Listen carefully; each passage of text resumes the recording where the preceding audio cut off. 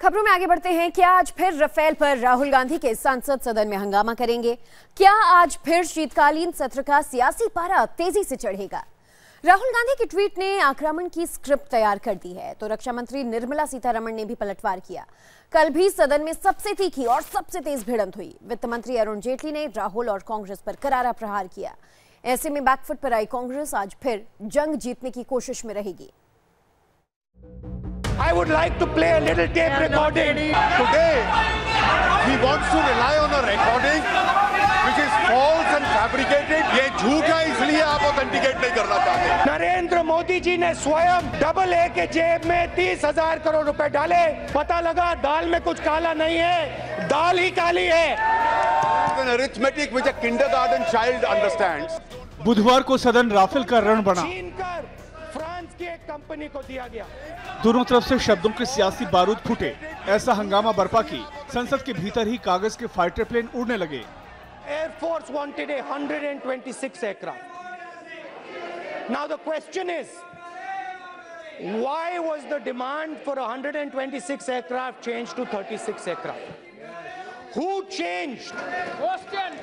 changed the requirement of the Air Force from 126 to 36? The next question to the Prime Minister is why did the price go from 526 crores to 1600 crores?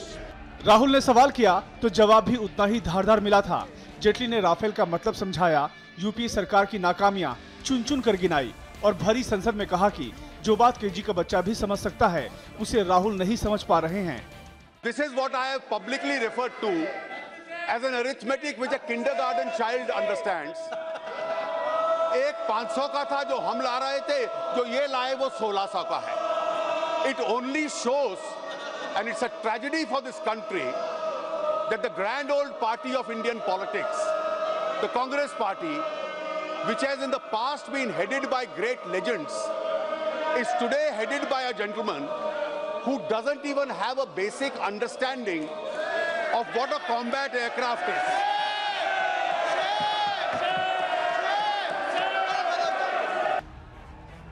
आज एक बार फिर संसद में ऐसे ही तीखे शब्दों के तीर बरस सकते हैं। ऐसे ही हंगामा हो सकता है क्योंकि राहुल गांधी के कल देर शाम ओपन बुक एग्जाम वाले किए गए ट्वीट ने इसका बैकग्राउंड तैयार कर दिया है।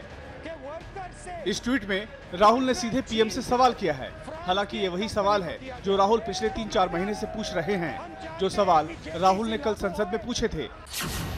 पीएम मोदी का संसद में राफेल डील पर ओपन बुक एग्जाम है, उसके लिए एडवांस में एग्जाम में आने वाला सवाल यहाँ है। सवाल नंबर 1, एयरफोर्स को 126 एयरक्राफ्ट की जरूरत थी तो 36 एयरक्राफ्ट ही क्यों खरीदे गए? सवाल नंबर 2, 560 करोड़ की जगह एक एयरक्राफ्ट खरीदने के लिए 1600 करोड़ रुपए क्यों खर्च किए गए?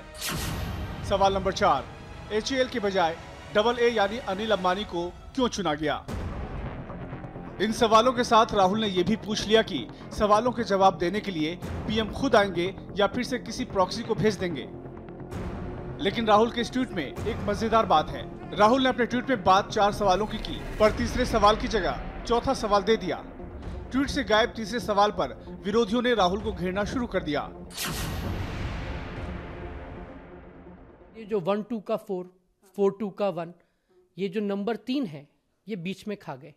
ये दलाली खाने की जो आदत है वो आंकड़ों में भी नहीं गई। तीसरे सवाल पर विवाद बढ़ा तो राहुल गांधी फिर से ट्विटर पर अवतरित हुए। उन्होंने लिखा, मैंने तीसरे सवाल को रोक लिया था क्योंकि मैडम स्पीकर ने कहा था कि गोवा टेप के बारे में कोई बात नहीं होगी, लेकिन तीसरा सवाल राफेल की तरह ही विवादित बन गया। अब लोगों की मांग पर तीसरा सवाल भी दे रहा हूं।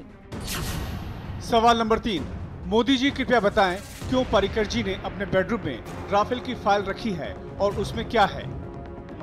राहुल के ये ट्वीट आए तो इस पर रक्षा मंत्री निर्मला सीतारमण ने पलटवार किया। एक छात्र जो क्लासरूम में फेल होता है, डींगे हाँकता है और बाहर से चुनौती देता है। रक्षा मंत्री आज राफेल पर संसद में जवाब दे सकती हैं, तो राफेल के बहाने 2019 के ऐलान जंग का जिस अंदाज में आगाज हुआ है वो आज फिर हो सकता है।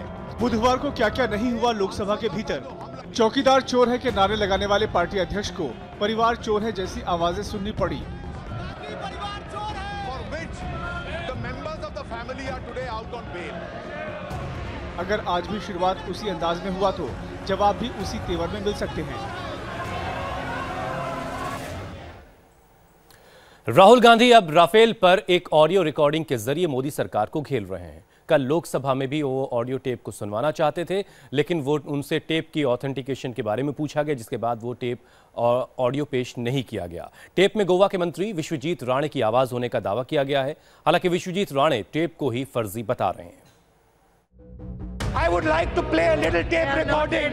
Today, he wants to rely on a recording.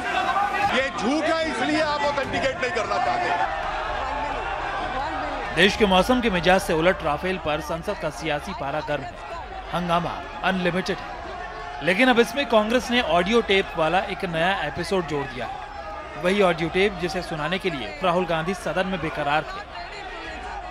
Now, with your permission, Speaker Madam, What to do? I would like to play a little tape Yeah, recording not ready, please. that has been released today in the media. Do I have your permission, Speaker Madam?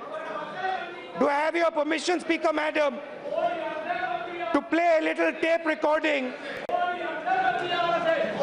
Do I have your permission to play a little tape recording? No, This is not a like tape that. recording. Speak whatever. This is a tape recording of the Health Minister of Goa. Do I have your permission, madam? लेकिन वित्त मंत्री जेटली ने राहुल को उसी अंदाज में घेरा। The last time the honorable member spoke about Rafale, he lied before the whole nation by concocting a conversation between him and the French president. The French government contradicted it.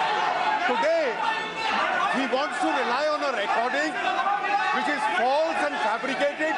Let him authenticate it, place it on the table of the House and open himself for an action of privilege. There is no such procedure that he can play a tape. He has to authenticate it, take a responsibility and face an expulsion from the House under a privileged motion if it is found to be false. That's why I am not allowing him. You are authenticating the statement. So, ma'am, I will not play the tape. ये झूठ है, इसलिए आप authenticate नहीं करना चाहते। आप authenticate करिए। अगर आप मानते हैं ये सच है तो ऑथेंटिकेट करिए। आप डरते हैं कि ये झूठ है, इसलिए आप ऑथेंटिकेट नहीं कर रहे। जिस टेप की राहुल पुष्टि नहीं कर पा रहे थे, उसे सदन के जरिए पूरे देश को सुनाना चाहते थे। हिट एंड रन की रणनीति को जेटली ने भांप लिया। राहुल को जेम्स बॉन्ड के डायलॉग के जरिए पूरी साजिश की कहानी समझा दी। I am sure Shri Rahul Gandhi in his earlier days was seeing the James Bond films. James Bond had said, if it is once, it's a happenstance, it can happen. If it is twice, it is a coincidence. And if it is thrice, it's a conspiracy. And the conspirators of various defense deals today have the audacity to raise an allegation against others. Rahul Gandhi Lok Sabha में वो audio tape सुनवाना चाहते थे जिसमें गोवा के मंत्री विश्वजीत राणे की कथित बातचीत का जिक्र है, जिस बातचीत में मनोहर पर्रिकर के बेडरूम में राफेल की फाइल होने का दावा किया जा रहा है। यही नहीं, गोवा कैबिनेट की बैठक में हंगामा होने की बात कही जा रही है। उस टेप को विश्वजीत राणे ही फर्जी बता रहे हैं। कैबिनेट मीटिंग में शामिल रहे मंत्री इसे बेबुनियाद कह रहे हैं। ये डॉक्टर ऑडियो जो उन्होंने निकाला है, एक ध्यान में रखना चाहिए कि कांग्रेस पार्टी का डर्टी ट्रिक्स डिपार्टमेंट जो है इसका काम है। कांग्रेस पार्टी ने ये ऑडियो डॉक्टर करके ये ऑडियो रिलीज किया है। कैबिनेट मीटिंग में जो बात हुए थे, मतलब जो एजेंडा था उस पर ही बात हुआ था। एक्चुअली मुझसे लड़ने के लिए सवाल ही नहीं होता है।